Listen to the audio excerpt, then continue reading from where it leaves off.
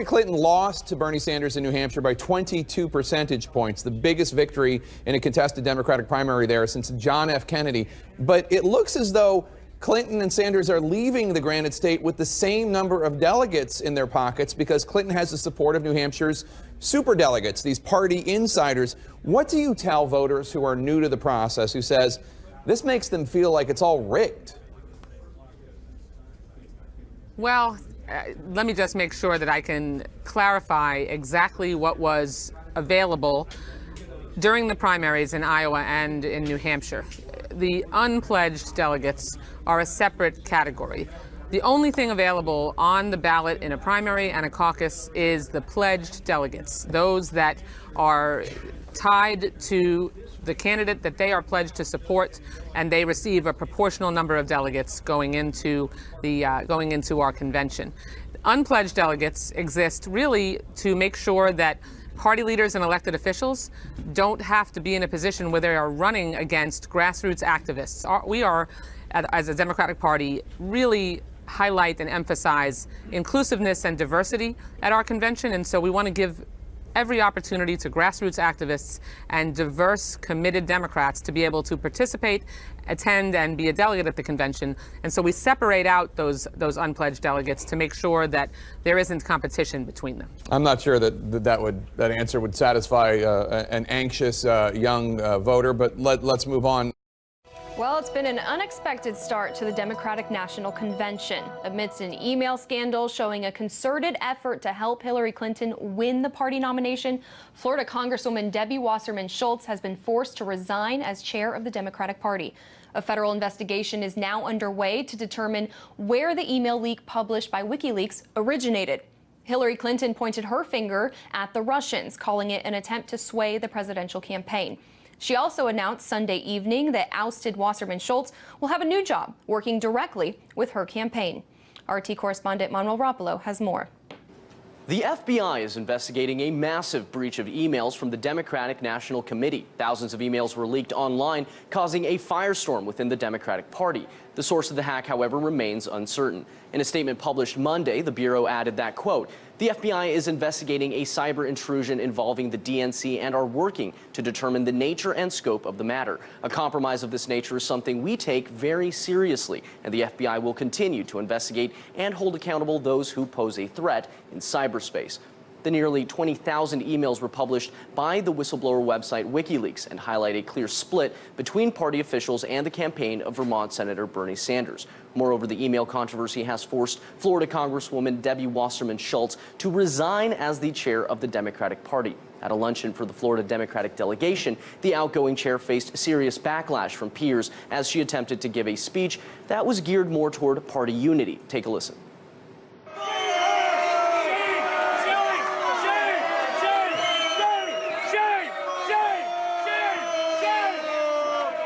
Now, the Trump campaign was quick to jump on the news, claiming the election was rigged to favor Hillary Clinton over Senator Sanders from the beginning. On Monday, Donald Trump published the following tweet. He said, "The state of Florida is so embarrassed by the antics of crooked Hillary Clinton and Debbie Wasserman Schultz that they will vote for change." Hillary Clinton also made a statement following the resignation of Debbie Wasserman Schultz on Sunday, adding, quote, "There's simply no one better at taking the fight to Republicans than Debbie, which is why I am glad that she has agreed to serve as honorary chair of my campaign's 50-state program to gain ground and elect Democrats in every part of the country, and will continue to serve as my surrogate for my campaign nationally in Florida and in other key states." Vice Chair of the Democratic National Committee, Donna Brazile, will now serve as the interim chair for the party until the end of the election. In the wake of the email controversy, Brazile added that these emails do not reflect the spirit of the Democratic Party. In Washington, Manuel Rapolo, RT. I did not email any classified material to anyone on my email. There is no classified materials. 110 emails in 52 email chains have been determined by the owning agency to contain classified information at the time they were sent or received. I take classified information seriously. There is evidence that they were extremely careless in their handling of very sensitive, highly classified information.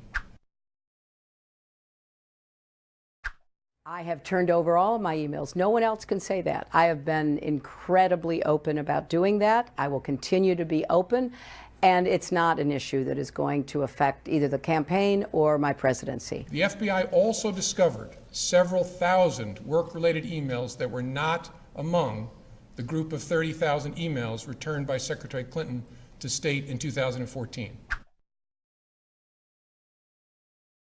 Did you wipe the server? What, like with a cloth or something? I don't know. Well, You know no. how it works digitally. Did you try to wipe the whole server? I don't know how it works digitally at all. And the lawyers then cleaned their devices in such a way as to preclude complete forensic recovery.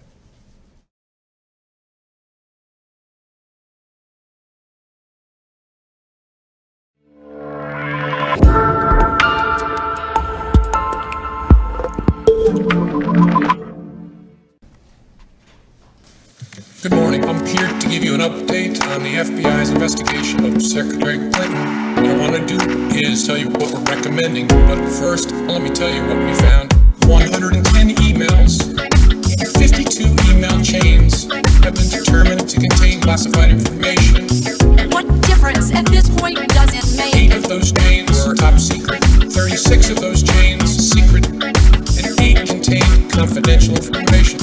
What difference at this point does it make? Everything I did was permitted. There was no law, no regulations. Secretary Clinton should have known that an unclassified system was no place for that conversation. I did not email any classified material to anyone on my email. None of these emails should have been on any kind of unclassified system, not even Gmail. Well, first of all, nothing was marked classified. To the contrary, Nothing was marked classified. there is evidence of a Nothing was tremendous marked. amount. Nothing was marked classified.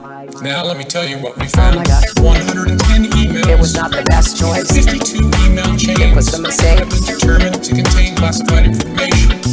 What difference at this point does it 8 make? of those chains are top secret. Wasn't the best choice. 36 of those chains I said secret. it was a mistake. 8 contain confidential information. What difference at this point does it With make? respect to our recommendation, this is going to be an unusual statement in at least a couple of ways. Although there is evidence, our judgment is that no reasonable prosecutor would bring such a case. I know there will be intense public debate. I know there will be intense public debate. I know there will be intense public debate. What difference at this point does it make? 110 emails. It wasn't the best choice. 52 email chains I made a mistake. have been determined to contain classified information. What difference at this point does it 8 make? of those chains are It top was not a secret. good choice. 36 of those chains I said it was a mistake. and 8 contain confidential information. What difference at this point does it make? Make.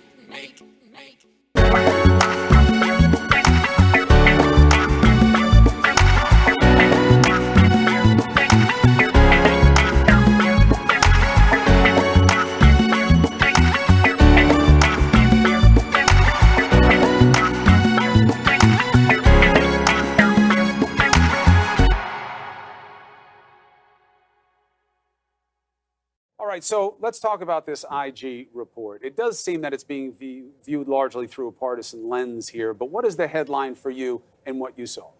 Well, look, you tried to say there were good facts and bad facts. I only see one set of facts, and the facts are that Jim Comey violated practice and procedure.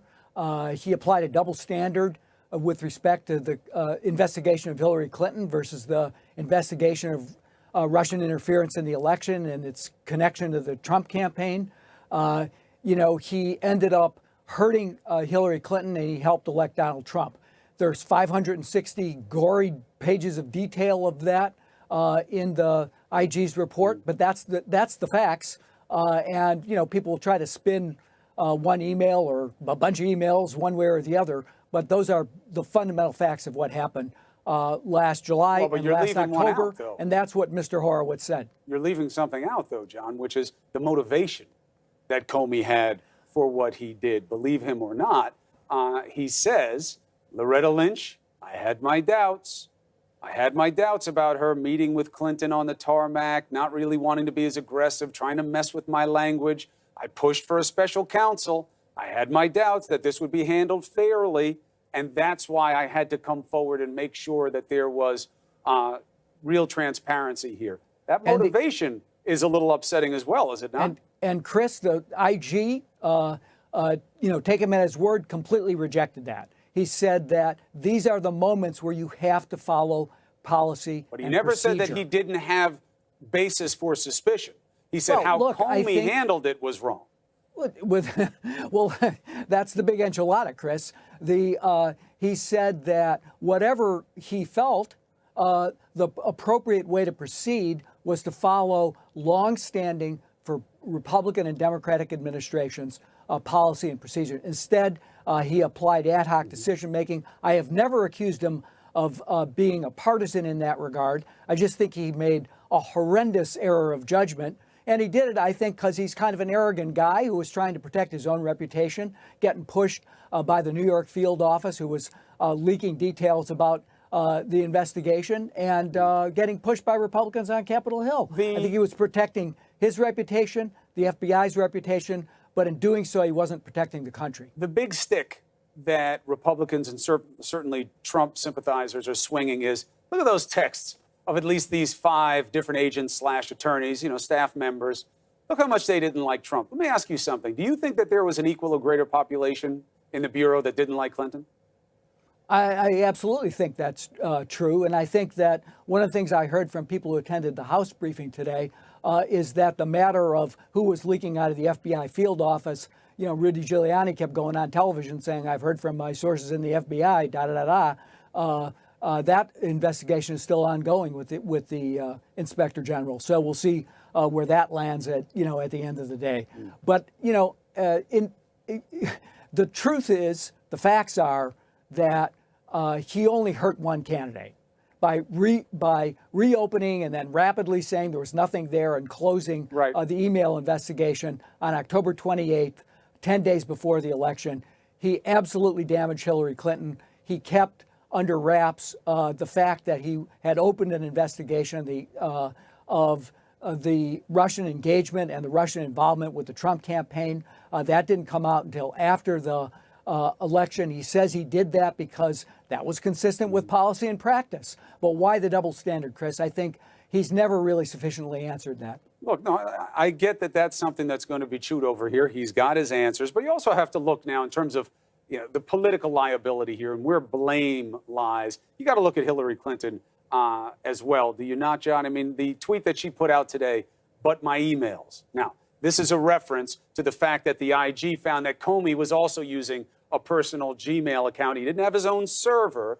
But, this tactic by Hillary Clinton of taking a shot at them, do you think that that was the right move for her, given that decisions she made and didn't make got her in this situation in the first place? Look, she shouldn't have used a private email system. I think she said that. She obviously paid an enormous price for doing so.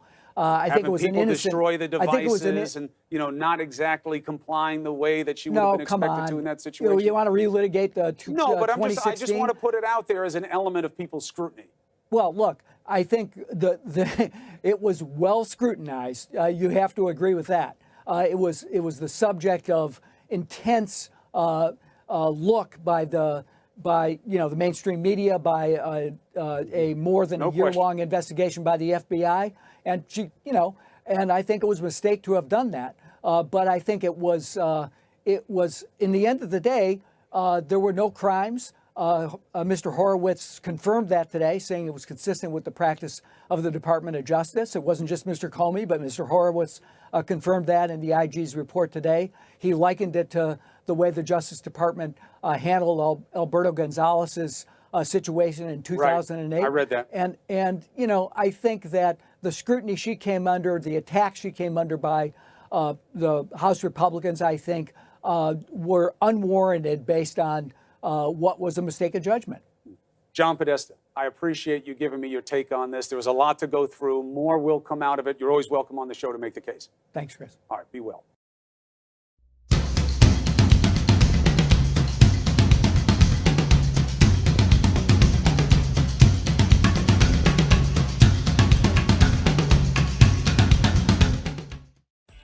Patriot Bail Bonds has the best customer service in Bakersfield. Patriot has more 5-star ratings than any bail company in Kern County. Plus, we're fast and affordable. If you run into the law, make Patriot Bail Bonds your first call. That's right, one call, that's all. If you're in jail, call Patriot Bail.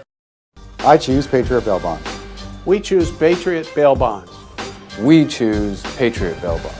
If the best criminal attorneys choose Patriot Bail Bonds, who would you choose? Patriot Bail Bonds. We fight for your freedom. I'm the Mexican slash. Just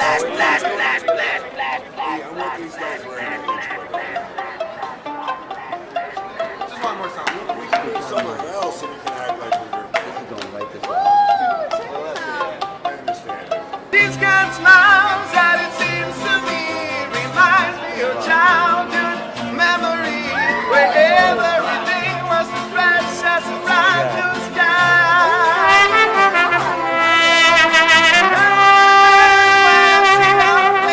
She takes me away to that special place in the city to rock, and I break down and cry. Oh, sweet child of mine. Oh, sweet love of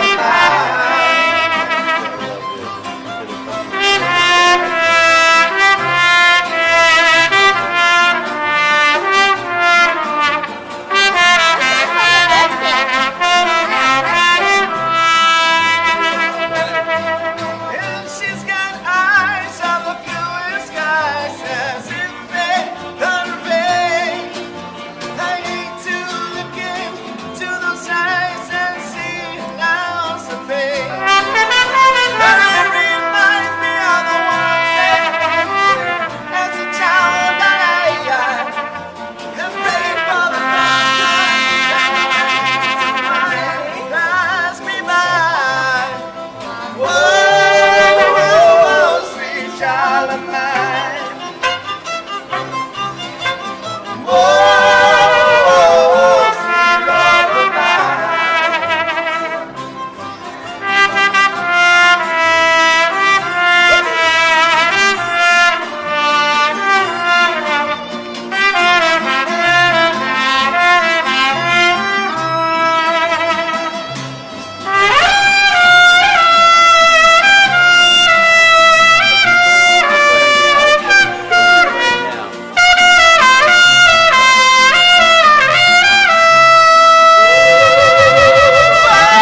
Whoa, sweet child of mine.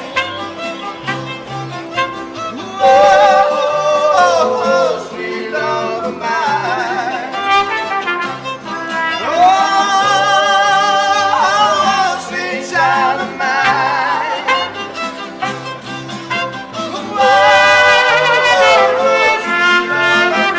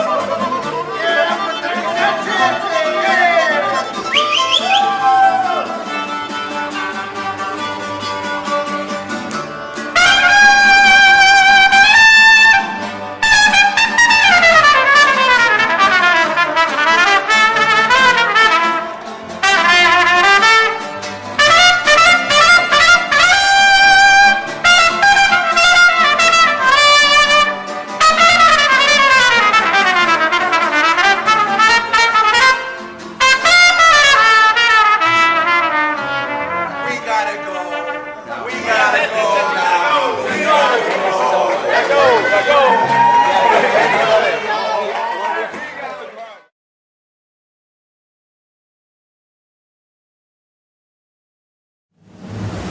The University of Tomorrow is here, a place of discovery, tolerance, and acceptance. We prepare our students for tomorrow's workforce by helping them discover their true gender, sexuality, and racial identity. We judge people based on racial origin and history of oppression. We call it the progressive stack. I'm Black. I'm Hispanic. I'm Asian. I'm a student at Utopia University. This university was created so I could be me. Unless I don't want to be me, then I can just be somebody else. You can pee next to me. Our campus is inclusive and recognizes the needs of all students. Except the Jews. Our commitment to diversity means that nobody graduates until they think just the right way. At Utopia University, there are no violent words to hurt me. I will punch you if you're a fascist. I'm gonna be the next Che Guevara. We speak out against privilege. We've checked our privilege. Welcome to Utopia U. A wonderful place to learn that everything your parents taught you is wrong. It's all here at Utopia U, man. It's not based in reality. It's based on your reality.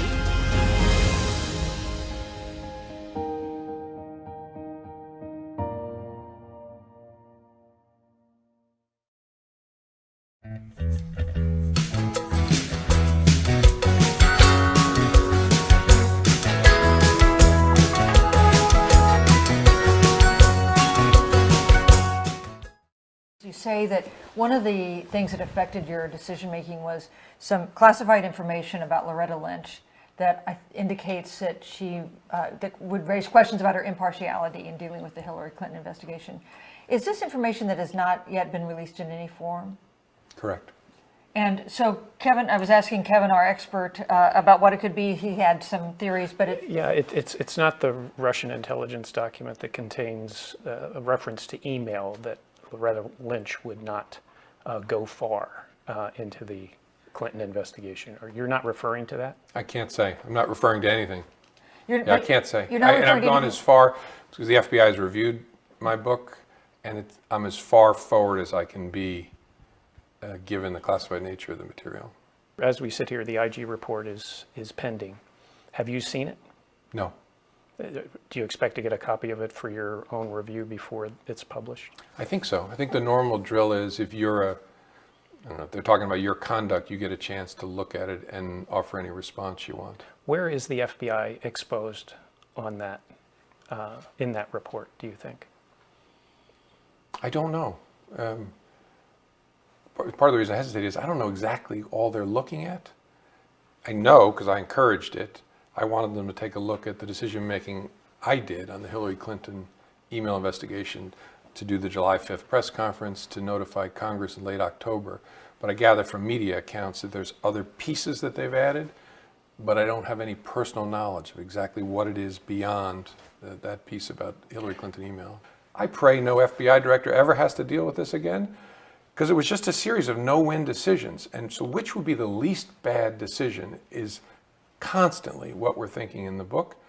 And my hope is, I even hope Hillary Clinton at least reads those parts of the book, because I think she will walk away saying, you know what, I still think that guy's an idiot, but you know, he's kind of an honest idiot. And he's trying to do the right thing here, and I kind of get actually what he was faced with.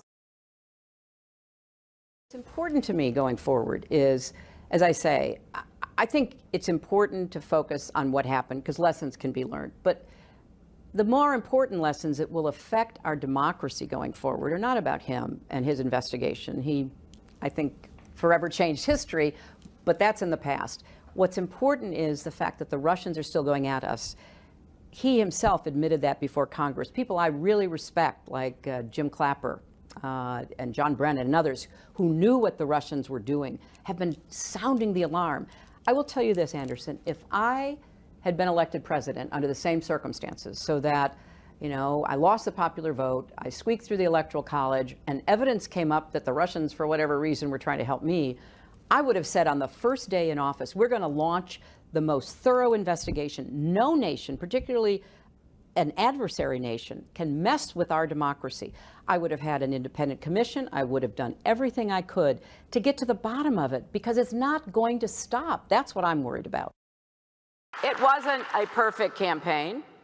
There is no such thing. But I was on the way to winning until the combination of Jim Comey's letter on October 28th and Russian WikiLeaks raised doubts in the minds of people who were inclined to vote for me but got scared off. And the evidence for that intervening event is, I think, compelling, persuasive, and so we overcame a lot in the campaign. We overcame an enormous barrage of negativity, of false equivalency, and so much else. But as Nate Silver, who doesn't work for me, he's an independent analyst, but one considered to be very reliable, has concluded, if the election had been on October 27th, I'd be your president. And it wasn't. It was on October 28th, and there was just a lot of funny business going on around that. And ask yourself this, within an hour or two of the Hollywood Access tape being made public, the Russian theft of John Podesta's emails hit WikiLeaks. What a coincidence. So, I mean, you just can't make this stuff up. So, did we make mistakes? Of course we did. Did I make mistakes? Oh my gosh, yes, you'll read my confession and my request for absolution. But the reason why I believe we lost were the intervening events in the last 10 days. And I think you can see I was leading in the early vote. I had a very strong, and not just our polling and data analysis, but a very strong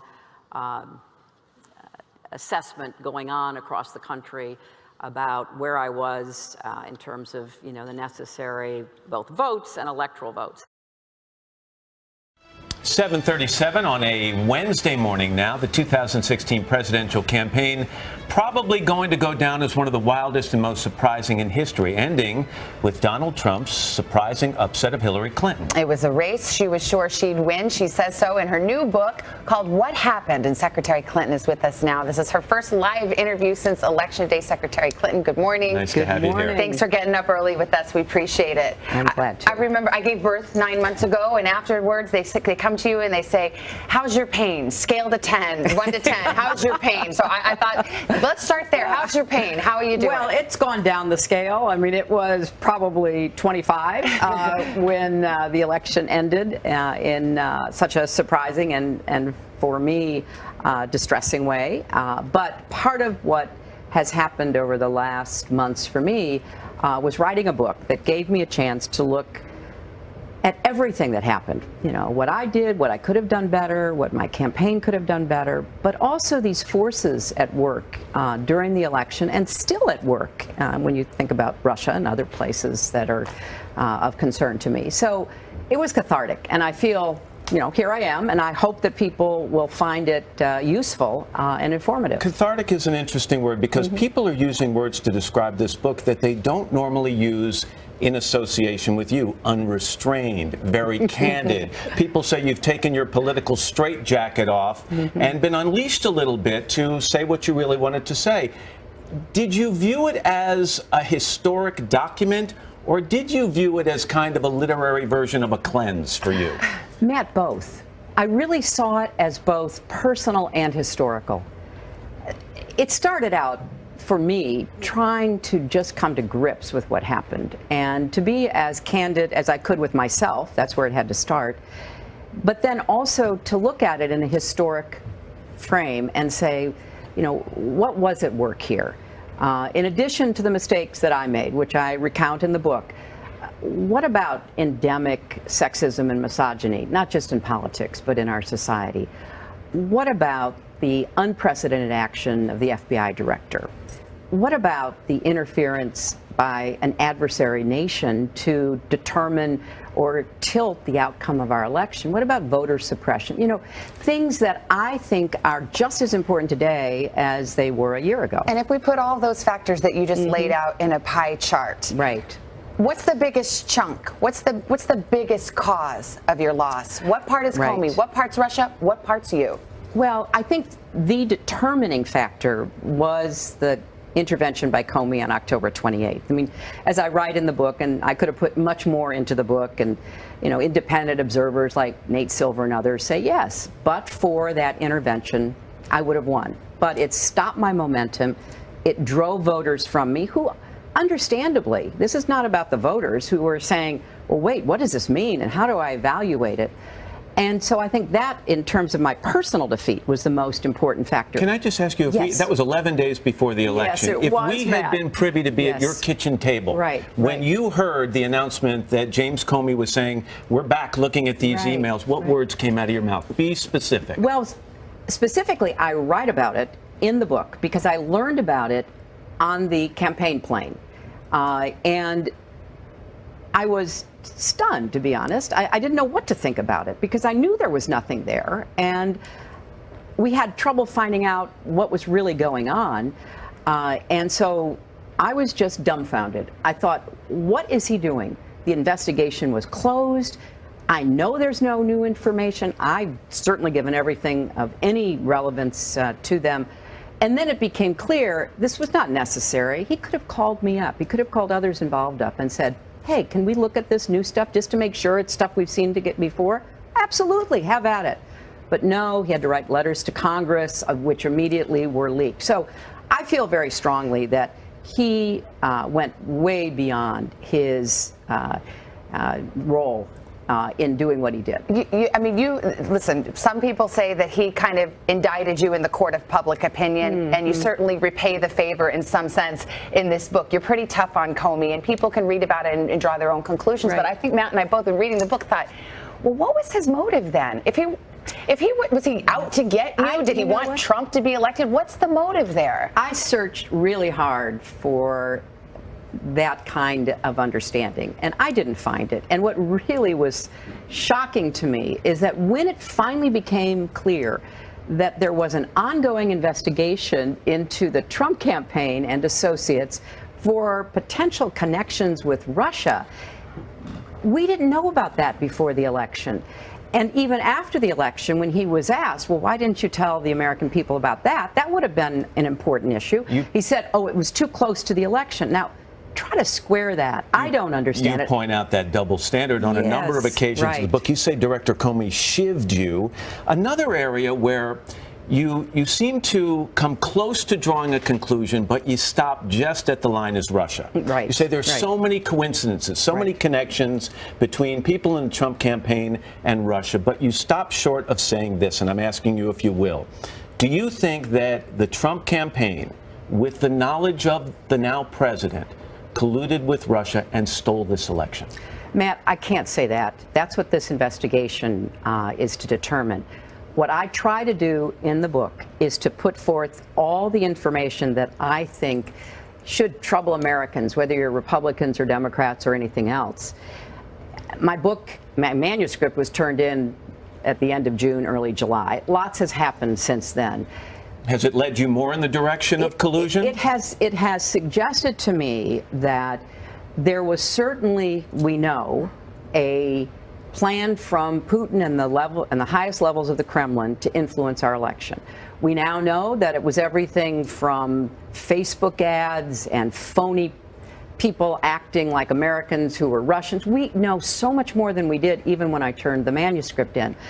And we know that there was communication that's certainly has come out, and we know that there was a lot of interesting coincidences, if you will, between what people associated with Trump were saying at the time and what later came to pass. I mean, you had Trump associates saying in August, oh, John Podesta's going to end up in the, the barrel. Well, how would he have known that? The Russians hacked those emails. They stole them. Now, let me just quickly say, though, that getting to the bottom of this, which I hope everybody agrees we must, if I had been elected and this had come to light, if I had known once I walked into that Oval Office what we now know, I would have stopped at nothing to make sure this never happened again to anybody. Can we talk about another issue you raise in the book? You talk about sexism. I do. You talk about misogyny, and I don't have to tell you, as a female in public life, that's something that a lot of female political candidates try not to talk about when they're running for office, and yet here you are and you lay it out. I was thinking, this country did elect an African-American president twice. Do you think it's harder for Americans to elect a woman than it is an African-American man? I think there's a lot of evidence, a lot of research supporting the idea that race is a much more motivating factor for voters than gender is. And you know, I write in the book about an incredible conversation I had with Sheryl Sandberg, who has done so much work to really untangle what it is, what's like realistic in terms of, okay, here's what you have to do to be successful, and what is tinged, if not affected, by sexism. And she says, look, the research is absolutely clear. The more professionally successful a man becomes, the more likable he is. The more professionally successful a woman becomes, the less likable she is. And the more a woman is in service for someone else. You know, when I was Secretary of State, I came out of that job with, I think, a 69% approval rating because I was in service to my country. I was in service to our president. I was proud to do it. But when a woman walks into the arena and says, I'm going for this myself, it really does have a dramatic effect on how people perceive. This word likable is such a simple word, and yet it's very complex. I remember 2008 during one of the debates with Barack Obama where he made that famous comment, Hillary, you're likable enough. You write in the book about trying to come to terms with this idea that there are a lot of people in this country who simply don't like you, not for political reasons, but it seems more personal reasons. At this stage in your life, does even having to ask yourself the question of why hurt? No, it doesn't, Matt, because see, I think they're tangled. You know, when I'm serving in an office, as I said, like Secretary of State, I have really high favorability ratings. But as I write in the book, you know, I have been, and I admit this, you know, in the eye of the storm for a very long time in American public life. And so I have a lot of stuff that's been thrown at me year after year, and I have tried to overcome it, stay focused on the job, do the best I could to help people, which is really why I'm motivated in this. And I write about how, like, take the Benghazi tragedy. You know, I have one of the top Republicans, Kevin McCarthy, admitting, like, we're going to take that tragedy, because, you know, we've lost people, unfortunately, going back to the Reagan administration, if you talk about recent times, in diplomatic attacks. But boy, it was turned into a political football, and it was aimed at undermining my credibility, my record, my accomplishments. And, you know, I get why people will say, well, hey, you know, there's all this noise around her all the time. And some of it is of my own doing. I mean, I'm a person, I know that. But a lot of it is, for whatever reason, the idea among some that, you know, I really do take seriously the threat posed from the right to this country, to our economic equality, to our civil rights. I take it really seriously. It's not just a political issue for me, and they are constantly trying to undermine me. We're going to get cut off by a computer commercial here in a second. Can I invite you to stick around for a few more minutes in our next half hour? Absolutely. We'll continue our discussion with Secretary Hillary Clinton right after these messages. Hello, Today fans. Thanks for tuning in.